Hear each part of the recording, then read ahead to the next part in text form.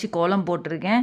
இந்த ஆஞ்சநேயர் படம்லாம் இந்த கீழே இருந்துச்சு. அதெல்லாம் சைடில் எடுத்து ஃபுல்லாக மாட்டி வச்சுருக்கேன். இந்த டபுள் ஸ்டிக்கர்லாம் போட்டு நான் எங்கள் ஹஸ்பண்டுமா சேர்ந்து அதெல்லாம் ரெடி பண்ணியிருக்கோம்.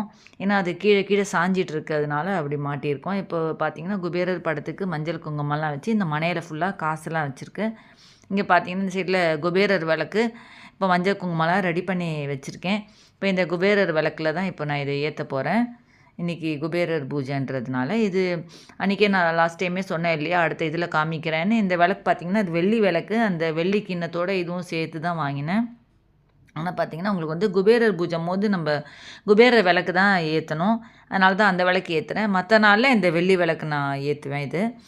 இப்போ இந்த குபேரர் பூஜைக்கு எல்லாம் ரெடி பண்ணி வச்சுருக்கேன் பாருங்கள். ஃபுல்லாக விளக்கெல்லாம் ஏற்றிருக்கேன். இப்போ நம்ம ஃபுல்லாக ஊதுவத்தி எல்லா இடத்துலையும் காமிச்சிட்டு ஃபுல்லாக இப்போ குபேரர் பூஜை இப்போ ஸ்டார்ட் பண்ணிடலாம். இந்த குபேரர் பூஜை உங்களுக்கு